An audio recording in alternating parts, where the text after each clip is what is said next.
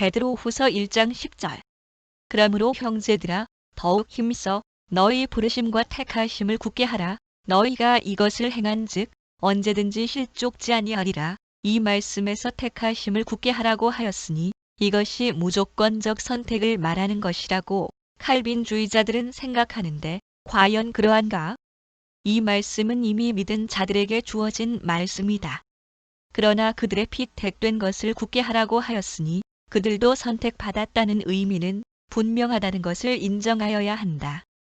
그런데 이 성구에서는 그렇게 선택받은 시점이 언제인지가 명시되어 있지 않다. 따라서 이 말씀은 무조건적 선택의 근거로는 불명확하다.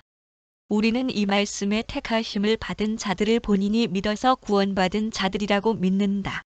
그 이유는 이같이 행한즉 언제든지 실족지 아니하리라고 하였기 때문이다.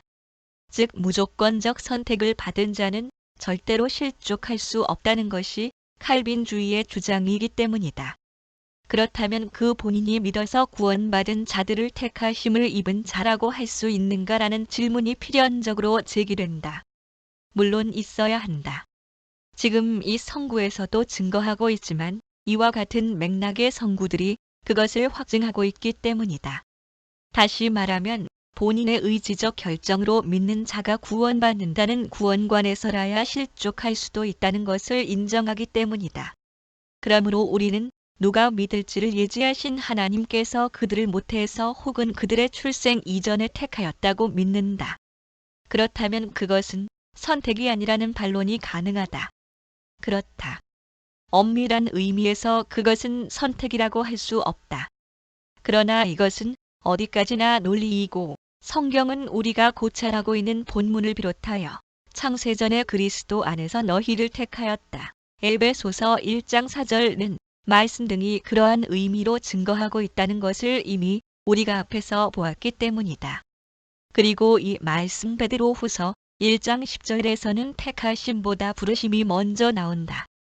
칼빈주의자들은 하나님의 부르심에 두 가지가 있다고 하면서 택함 받은 자들을 부르시는 것을 유효적 부르심이라고 하는데 여기서의 부르심은 바로 그러한 유효적 부르심이기 때문에 택함이란 무조건적 선택이라는 것이다.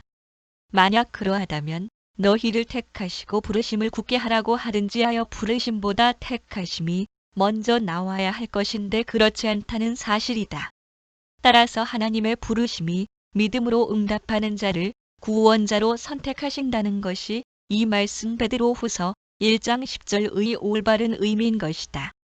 이왕 구원의 순서에 관한 이야기가 나왔으니 잠시 그것을 짚어본다면 로마서 8장 29절 이하와 데살로니가후서 2장 13절 그리고 베드로전서 1장 2절은 대단히 중요시된다.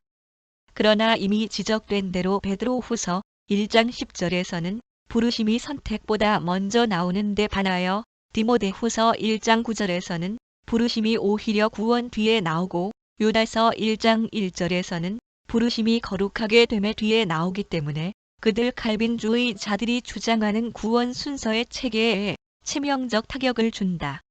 칼빈은 이와 관련하여 말하기를 택하심이 부르심보다 먼저라기보다 실제 순서는 뒤에 오는 것이 옳다면서 그 이유는 문장의 순서에 있어서 가장 중요한 단어는 끝에 두기 때문이라고 한다. 따라서 가장 중요한 단어이기에 선택을 끝에 다 두었다는 것이다.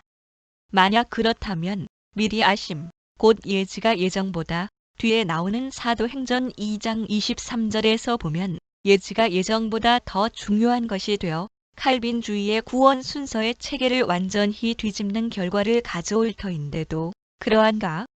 또한 데살로니가후서 2장 13절에서도 진리를 믿은 것이 맨 뒤에 나오는데 그것이 그 앞의 사항들보다 더 중요한 것이라고 칼빈은 말할 수 있는지 묻고 싶다.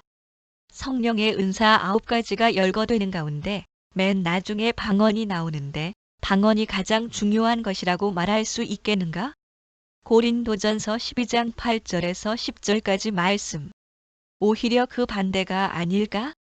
택하다는 말은 신약 성경에서 5번 적용되고 있다. 로마서 8장 33절, 디도서 1장 1절, 베드로전서 1장 2절, 요한이서 1장 1절과 3절 말씀. 그러나 이 성구들에서는 그들 그리스도인들이 언제, 어떻게, 왜 선택을 받았는지에 대해서는 전혀 언급이 없다. 따라서 이러한 말씀을 근거로 하여 무조건적 선택이 구원의 조건이라고 말할 수는 없다. 이미 밝혀진 바와 같이 구원과 관련하여 선택을 말하는 어떠한 성구나 그 문맥에도 확정적으로 무조건적 선택을 말하는 곳이 없을 뿐 아니라 성경 전체의 맥락과 하나님의 본성적 관점에서 볼 때 믿는 자를 구원하시기로 선택하여도 하셨다는 것이 타당하기 때문이다. 즉 구원받은 그리스도인에게 택함이 적용된다고 할 때 그들에게 어떤 사명, 곧 어떠한 직능이 주어졌다는 의미도 있다. 단순히 믿어서 구원받는 것으로 끝나는 것이 아니라 구원받은 자로서 사는 삶, 곧 그리스도인으로서 살아가는 삶 자체가 하나의 사명 수행의 과정인 것이다. 다시 말하면 믿어서 그리스도의 몸의 지체가 된다는 사실 자체가 하나의 직무가 부과된다는 의미에서 선택이라면 선택이라는 말이다. 그러므로 그 밤낮 부르짖는 택하신 자의 원한을 풀어주시지 않겠느냐. 누가복음 18장 7절은 말씀도 이미 믿은 자들의 기도에 대한 말씀이다. 선택이 구원의 조건이냐 혹은 아니냐와 같은 구원의 방법을 말하려는 것이 아니다. 때문에 믿는 자에게 택하심이 적용된 것은 사실이나 이 말씀이 무조건적 선택의 근거는 될 수 없다. 따라서 이미 믿은 자에게 택하심이 적용되는 것은 전술된 바와 같이 사명 수행의 직능적 차원에 적용되는 것이다.